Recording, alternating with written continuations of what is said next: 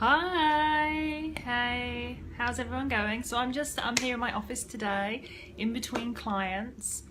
So I'll make this quick, and actually the reception is a little bit poor, so I'll just see how we go and see if the reception improves. If not, what I might do is I might just pre-record this because I've got like half an hour between clients. So I'll try and fit it in the time. And I'm going to have my lunch. So hi everybody, for those of you that don't know me, my name's Naomi Judge. I'm a naturopath and a nutritionist, and I specialise in hormonal health and many women's more hormonal health, looking at estrogen, progesterone, stress, thyroid hormones, and how they are all wonderfully connected. So today I'm going to talk to you about sugar. And the issue I have with sugar, it's not around making it into it's evil. Really, my issue with sugar is the effect that it has on your hormonal health, the effect that it has on your endocrine system, your metabolism, your general well-being, inflammation in your body, and other hormones like estrogen and progesterone and testosterone. So I just wanted to run through today what the issue is with sugar, particularly in reference to your hormonal health. So we're not going to dive into immune system or cancer or those type of things. That's for somebody else another time. But today I want to talk to you specifically about hormones and what sugar has to do with hormones. So how do you know that you've got a sugar problem? So sugar, it can be nutritious, it can be used as energy, but how do you actually know if you've got a sugar problem? So some signs that you might get if you've got a sugar problem could be waking up at 2 a.m. suddenly, whoa, wide awake, because your blood sugar's not regulating itself. So what happens at 2 a.m. or 3 a.m. is that your body gets low in glucose, and so it suddenly spikes you, it suddenly releases glucose into the bloodstream, and what this does is it suddenly releases adrenaline, it releases cortisol. So that can happen. So if you're one of those people that frequently wake 2 a.m, 3 a.m, and you're not sure why, have a look at your blood sugar control. So there could be something going on with your blood sugar. Secondly, when you eat a meal, no matter what that meal is, whether it's a big meal of pasta, whether it's meat and potatoes, whether it's vegetarian or vegan, and after eating that meal, you're just not satisfied. You're like, I could really do with something else. Then that is a sign that your blood sugar is not balancing, because what's happening with that meal is that you're eating that food, but you're not actually taking in the glucose from that food effectively because your insulin receptors aren't working, and so all sorts of things are happening. So your body doesn't actually feel like it's got energy from that food. So I would definitely recommend, if that's one of the signs and symptoms, I would definitely recommend having a look at your blood sugar and working on it from there. Another sign is that fogginess, that afternoon fogginess. You might be feeling frazzled, foggy, fatigued in the afternoon, craving sugar, craving coffee, craving something at 2 p.m, 3 p.m. That's a sign that your blood sugar has plummeted, maybe because lunch didn't suit you, or maybe because you do have a blood sugar issue and you're a little bit insulin resistant. So those are some big signs. Other signs can be, hangry, getting really angry when you're hungry as well.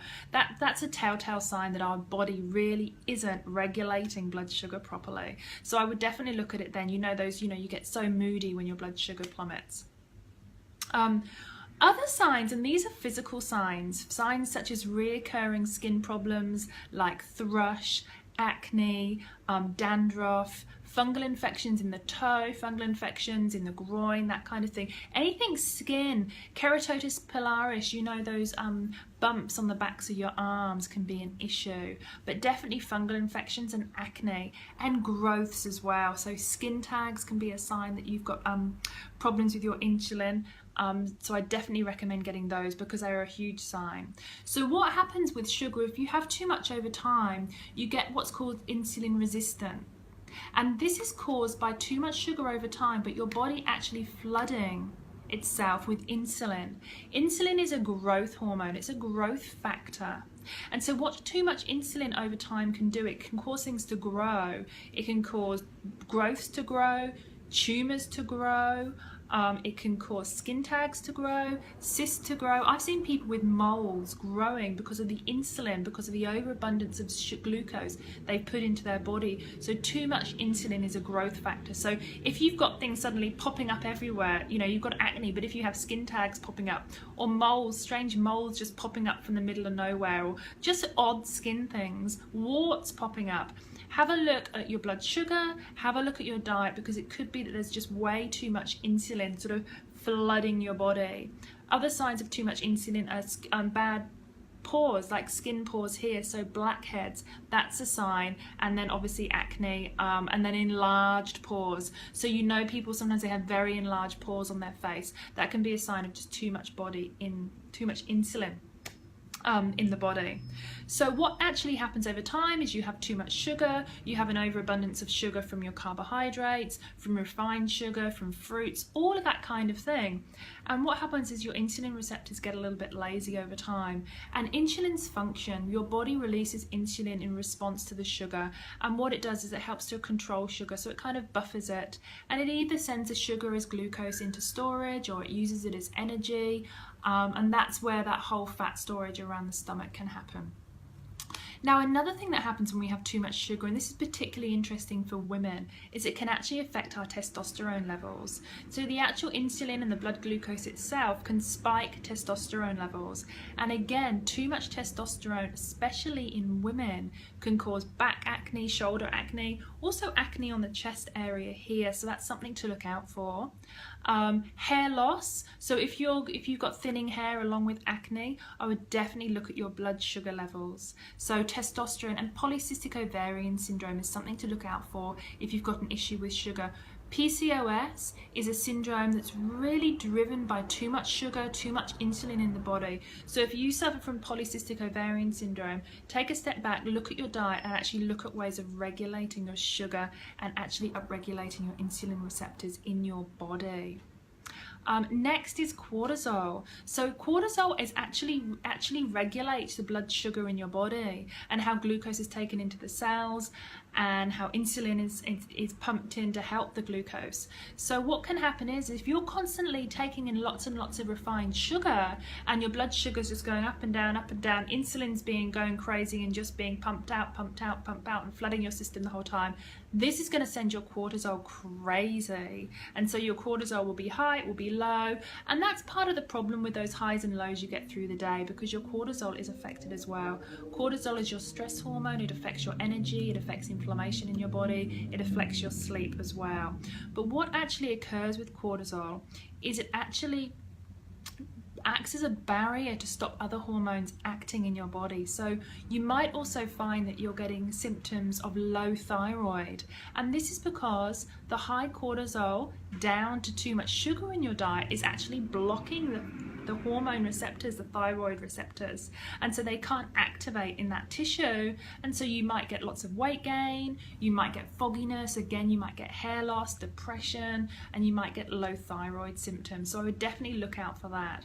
Another hormone that is definitely impacted by too much sugar in the diet is progesterone. So progesterone is your calm hormone. It makes you feel good, it helps you to relax, it helps you to sleep, it makes you feel vibrant, it helps with your fertility. That's why too much sugar can affect fertility as well. It helps with your menstrual cycle and also first trimester of pregnancy. Progesterone helps you hold on to the baby. So too much sugar in the diet and too much insulin flooding the body, again, can block the progesterone receptors. And so you can have symptoms of low progesterone. And so you can see all of these hormones are being activated, they're being depleted, they're being the issues are being caused just by having too much sugar in the diet. So those are all the systems that I see, the hormonal systems, the array of the endocrine system being affected by too much sugar in the diet. And what do I mean by too much? Well, if you've never had a sugar problem, so you've never had any of those sugar symptoms, you've never had any ups and downs, you haven't been addicted to sugar, or you haven't been a sugar binger, you've just had, say, your one biscuit a day or your afternoon tea at 5 p.m. like my dad. You know, all he has every day is he has his breakfast, his lunch and his dinner, and at 5 p.m. he has a cup of tea and a piece of cake. that's not going to cause a sugar problem. You know, he's never had any sugar problems. His blood sugar is steady. He's 80 years old and he's never had any issues with diabetes or his blood sugar levels because he just has that.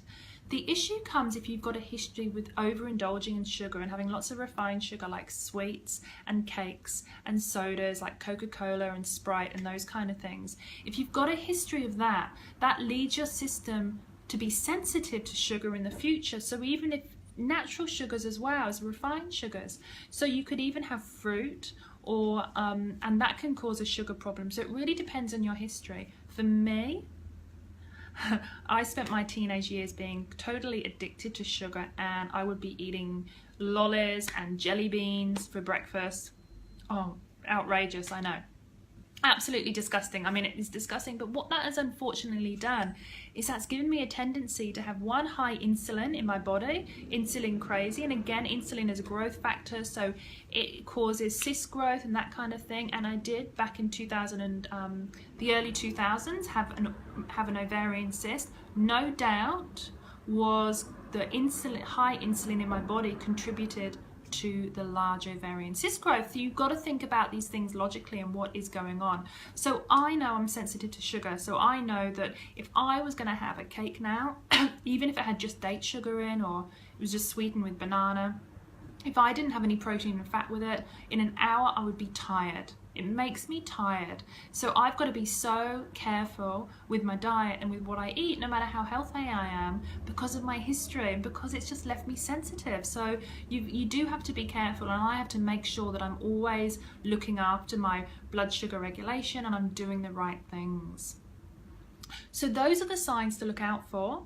You've got, you know, the signs of growth, you've got the acne, you've got the moodiness, the hangry, the craving sugar. I mean, it's addictive and it will boost your dopamine levels. So that's why sugar is so very addictive. So really the best thing, if you think you have got a sugar issue, if you think you're addicted to sugar, and it's easy to get addicted to sugar, but if you think that's you, then I would go completely cold turkey. And some people might swap it out for something. So they might swap it out for fruit, or they might swap it out for dried fruit, or they might swap it out for honey or maple syrup. But that's still the same. You're still having, if you're addicted, you're still having that sugar hit. And if you need to bring yourself off slowly, then yeah, you can go with the more unrefined, the more nutrient dense. But you really need to swap it out with fat and protein. You need to get used to bitter flavor, you need to get used to sour flavors, and you need to start swapping it out for those. And that's the quickest way you'll get action with your sugar problem. So if you are one of those and you think you do have a sugar issue, what can you do? Well, the first thing to do is balance out your macronutrients and balance out your meals. So what you may need to do is start with your breakfast, lunch and dinner. Make sure you have savory breakfast every day. Savory is going to help to balance your blood glucose through the day if you've got a sugar problem. So go savory breakfast. Make sure there's some fat in there like some avocado, or make sure there's some fat in there like some coconut milk, or even just fat from your meat, that kind of thing. You'll do much better on a savoury breakfast, trust me. If you think you've got a sugar problem, don't do too much intense exercise in the morning. Intense exercise is going to leave you frazzled, it's going to leave you depleted, it's going to leave your insulin, your cortisol and your blood sugar, your blood glucose crazy. And you'll be craving food for the rest of the day. You'll be tired, and what you want to do is you want to snack, and you won't be able to get enough food. So if you think you've got a sugar problem, save your exercise later in the day and do some light exercise maybe in the morning. Have a savoury breakfast. After each meal, breakfast, lunch and dinner, do a little bit of exercise. So you could go for a 20-minute walk. You could do a high intensity interval HIIT training for just 7 minutes. So there's an app on your iPhone called the 7-minute app. You could use that. That's something you could do, but definitely do that after each meal. Definitely lunch and dinner, and you can do it after breakfast as well. So that's with exercise. Get moving. Just get moving after you've eaten. So have your 3 meals a day. Now, if you've got a sugar problem, you're going to need snacks as well. Okay, so I would snack with, definitely go savoury snacks. If you want fruit, save your fruit to the afternoon when it won't contribute so much to your leptin and your blood glucose levels. So for snacks, I would recommend, you know, a chia pudding. I would recommend some protein in the form of a chicken wing, a chicken leg, drumstick, that kind of thing. I would go with a quinoa salad. I would go with vegetable sticks with hummus, or vegetable sticks with some kind of homemade dip. I made some beautiful wraps yesterday, and I made a pesto with sesame seeds, lots of coriander and lemon, a little bit of salt. And then what I did is I wrapped that with some salad in some nori sheets, and that made a wonderful snack. And I had a couple of those, and that's a great snack. Just even half an avocado is a fabulous snack. So if you've got a sugar problem, you might need to go for 3 or 4 snacks a day. So go for smaller meals, and then slowly over time, the idea is to have 3 brilliant meals a day. So your blood sugar is balanced from breakfast to lunch to dinner. You fast while you're sleeping. Breakfast, lunch, dinner. You fast while you're sleeping. Breakfast, lunch, dinner. And your blood sugar regulates itself, keeps itself steady, and it's your body's systems that help it to regulate. Once you've got your meals sorted out, the master nutrient for blood sugar is magnesium. Low magnesium, a symptom of low magnesium will be sugar craving, will be blood sugar issues, might be depression, might be low energy, might be cramps, fatigue, eye twitches, not sleeping, all of those kind of things. So magnesium is really important. I love barley grass powder. It's a natural magnesium, and I actually put it in my drink.